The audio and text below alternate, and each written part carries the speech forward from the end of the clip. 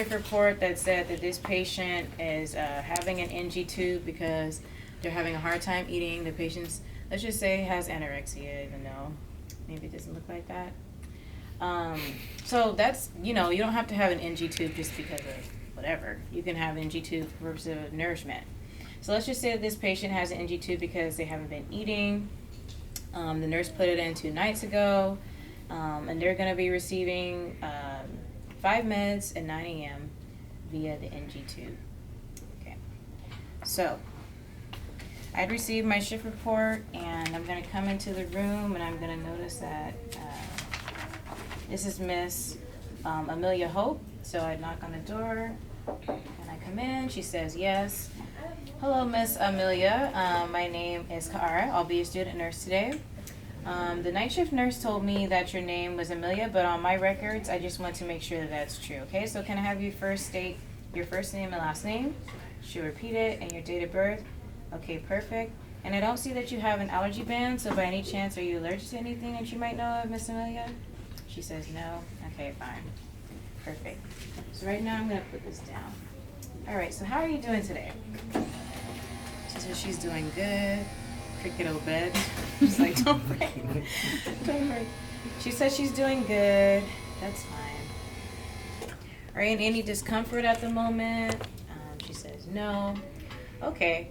Well, the nurse told me that you have a couple meds due at 9 a.m. It's going to be given through your NG tube. So what I'm going to go ahead and do is do a couple assessments to make sure that everything's okay.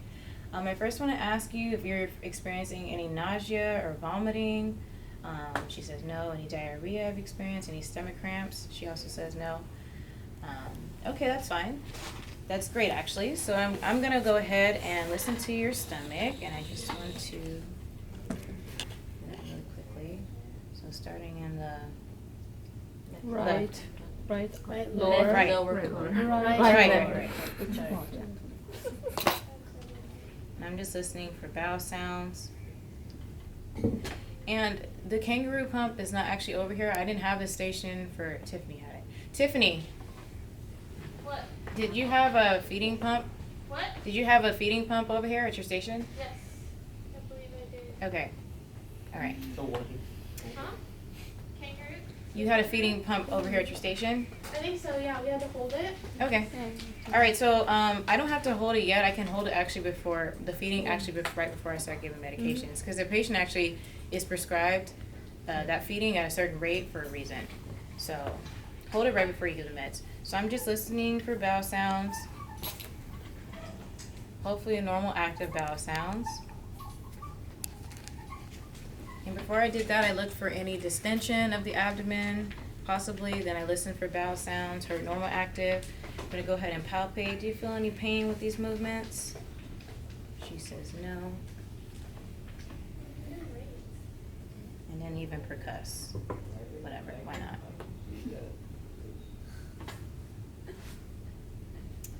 Okay, so I just did that assessment of the GI. So now I need to go ahead and do assessment of the NG tube. So on my records, I saw that the NG tube was at a certain spot. So I'm just looking at that, checking, and then I'm going to go ahead and double check myself. So you can take the measuring tape and literally go from like right here.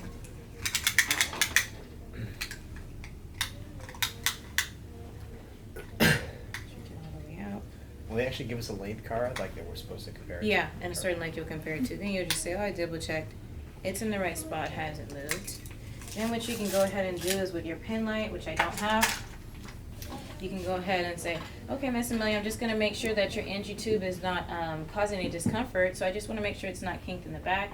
You can not literally put your finger in your mouth, but if you have a tongue blade, say, can you say, oh, please? Just make sure it's not kinked.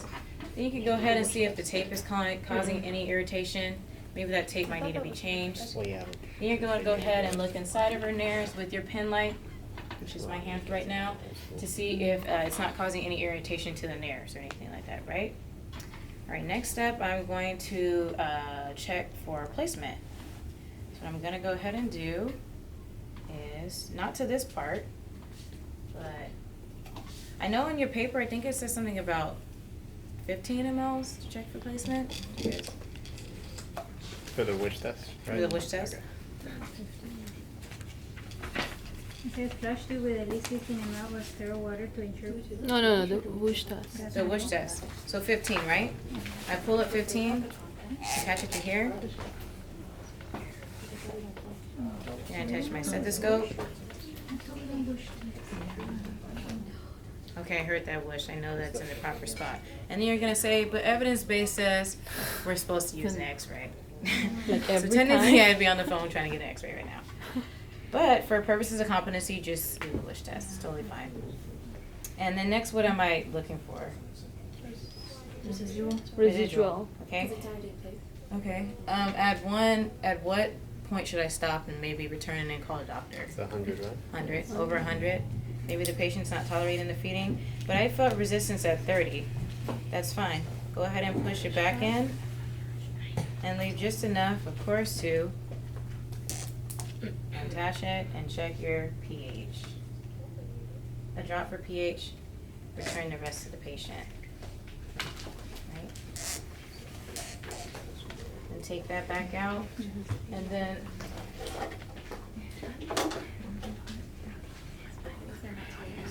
how many mLs of fluid does it say to flush with?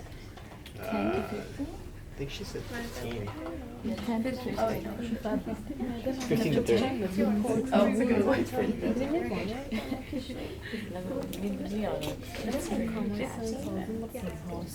Yeah, I'd go with 15. There's a question mark. Yeah, I saw that too. Question mark? Sorry guys, that's not, I didn't type that out, I got it from. Well, they said they don't know either. Yeah. 15-ish. So I'm not really gonna flush this, but just flush, whatever you took from the patient, there's still might see some gastric fluids in the line, so just go ahead and flush that all the way through and remove it. And then you're good. So you've just done your assessment on your NG2. And this can be neatly placed behind the patient, whatever. Okay, Ms. Hope, what I'm gonna go ahead and do is get your morning meds. It says here that you'll be receiving, let's see what it says. It says that you'll be receiving, let's just make up some meds. Lipitor. You're also gonna be receiving Levaquin and prednisone. Do you know what those medications are? She's gonna say, yeah, she takes them at home. Okay, great. Well, I'm gonna go ahead and grab those, and then I'll be right back, okay? Just really quick side note, I had that station and they asked you what each med, like, she wanted to know, like, about the med. Like, she, like, did question you about each drug, like. Okay. So which meds did you have? Do you remember? I had lisinopril, metoprolol, Okay. digoxin. She wanted to know side effects, what to check for, all that. She, like, wanted you to. Okay. So if I did get this, which I would have, this MAR from the outgoing nurse, Tiffany just mentioned some names that you'd have to do an assessment on. So you need to have this paper, and if it did say you're getting lisinopril, you're gonna check Yeah, she lets you bring But yeah. your drug guide. And your drug guide. you can bring your drug guide in, Mhm. and she wants you to actually look them up and be able to, like, yeah. So Yeah. they give us almost 15 minutes to look up the meds. Yeah. Okay. And write everything out, what you think is like side effects and stuff like that. Okay. Yeah. So if so I'm assuming this patient is on an NG2, which means that what kind of meds can't be crushed? Extended release coated tablets. Okay. So if by any chance that's on there, that's gonna be a trick. You're gonna say, I noticed that this medication is given extended release, but this patient is on NG2, so I should probably call the doctor and ask for a different form. Simple. And then also, like, if the patient was getting lisinopril, then I need to make sure, knowing that they're getting that I check blood pressure. They're getting digoxin. I need to, when I was listening to her stomach, I need to listen to Apple Pulse. Or in the hospital, they just ask the monitor tech, like, oh, what's the patient's Apple Pulse rate? So then I lower the patient back down, and then I'm gonna go to the med room. And of course, you guys saw earlier, just pick up the meds. So I have, I said, I think 3 meds that she's getting. So like I'm gonna pull those out. Okay, so here's her digoxin. She's getting 0.25 at 9 a.m. via NG2. Make sure it's the right route. And this is Miss Amelia Hope. Okay. Next up, she's getting prednisone, 20 mgs. Okay, perfect. Miss Amelia Hope at 9 a.m. via NG tube. And then lastly, she's getting Lipitor.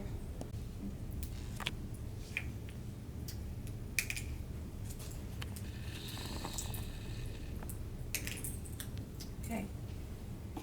Now, crush these. Everybody knows how to use a pill crusher, right? Mm-hmm.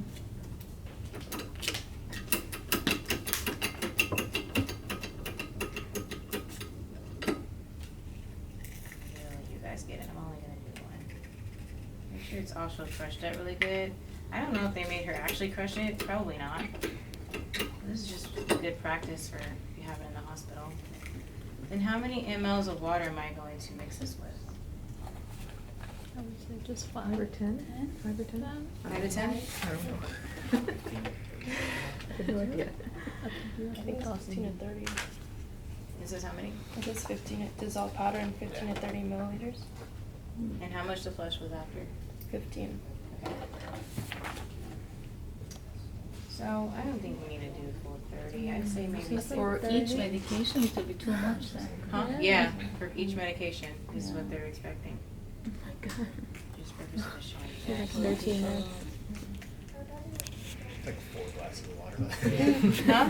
Like Even if you give more, each med yeah. like 30 ml. If the patient has 10 medications. Oh. That's why you don't do that. But, yeah, I don't think, I just really don't know how it's gonna work. Honestly, I was just wondering that, like, how am I gonna give my How do you patient do the this? meds? Did you do it like in a cup or like little cups or what? I use the medicine cup Yeah. because you only get one at a time. Right, so you know that each one in its own little cup. Use it like you pour it all in. Okay, so I can raise my patient up, but before I even begin to administer meds, I just want to show you guys how to mix them. Of course, you're gonna remove some of the air, push that all the way up. But do you guys remember me mention feeding? If the patient is on feeding, then you need to make sure you stop the feeding. Some nurses, some doctors say it's okay, just give the meds with the feeding going.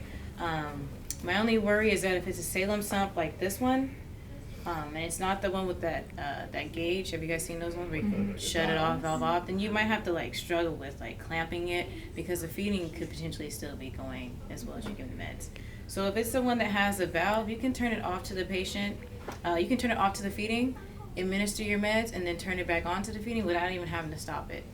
But for purposes of competency, you're just gonna say, I stopped the pump and I lifted the patient up how many degrees to give medication? 45?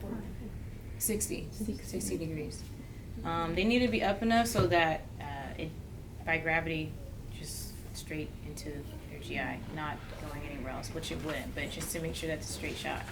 Okay, so just say, I'm gonna just raise you up, Miss Amelia, not that way, this way. And we're gonna go out, so we're gonna start off by giving you your lisinopril, okay? Yes, I'm just gonna push this slowly. I just don't want you to be in any discomfort or anything, okay? So let me know if you feel any pain at any time, okay? So you can just push that, remove it. And say this is already out of here. And then how many mLs are you gonna flush with between meds? 15. 15? That's Yeah. 15. So, and 30 is kind of excessive. I would put maybe 15, drop another 15. And the same goes with when you're in check replacement, guys. I don't really think it's necessary to push them with, fill them up with 30 mLs of air. Because that may, no one wants air in their stomach. So, just enough. This patient's only receiving 3 meds, and it's totally fine to just do 15 mLs. So then I move on to my next med, which is crushed. Fill it up with the 15 mLs, mix it around, pull it up, explain to her, okay, next up we have Lipitor. This medication is for this. I'm going to go ahead once again. I'm going to administer it slowly so that you don't have any discomfort. Go ahead and administer that. Flush with 15 mLs. Then do your last med. You'd crush it. Do the same thing. And then from there, you're good, right? So then you say, okay, we just got done administering all your medications, Miss Amelia. How are you feeling right now? She's gonna say she's feeling okay. All right. Well, now that we've done that, I'm just gonna let you relax a little bit. Whatever you want to say to her. I'm gonna let the bed down. Not you. I'm gonna make you more comfortable, actually, too. So I can let the bed down. Is that okay for you? She says okay. Then you can resume her feeding. I'd say maybe 30 minutes after you've given medication. So not right at the same time. And if you're using a Salem sump, the rationale is that you want the medication to be completely absorbed before you add the feeding on top. Some doctors will say just forget it, it's all mixed in one. But for competency purposes, they say just to leave it off for 20 to 30 minutes. But don't forget to come and resume it. That's the only trick, is you have to resume the feeding. So you'll come in like 20 minutes, you'll reassess her, make sure everything's okay, then you'll resume the feeding again and go back out. And that's that for NG2 meds. Really simple. Literally the entire competency. No more assessments after the administering the medications. No more assessments. The only thing you might be aware of if a patient is getting like enteral feedings, this has nothing to do with NG2 meds, is that, I don't know if you guys have ever seen your patients have like loose stools, on tube feedings. Have you guys seen that? Mm-hmm. No? It happens, and you can just let whoever the proctor knows that, I resume the feedings, but a side effect potentially of the feeding could be that, the patient has a loose stool because the feeding is going too fast or something like that. Usually if the rate's too high, it can't keep up with the GI tract, so they start having like diarrhea. Other than that, that's pretty much it. It was really simple. Also, another thing is, I know you guys, it's so annoying to have to press each individual one, which I don't think they'll make you do, but like I said before, the reason behind that is that so that whatever interactions that could potentially occur, you want to be aware of that, and that's why you crush them separately. So at these two medications, I was in the nursing station, the med room, and I looked at my drug guide, which you should always have with you during competency, and I saw that maybe lisinopril had an interaction with Lipitor. Then I'd be aware that I know I need to crush them separately. Also, another thing that they might ask you to do is check and see if the medications have reaction to, can interact with whatever feeding that they're getting.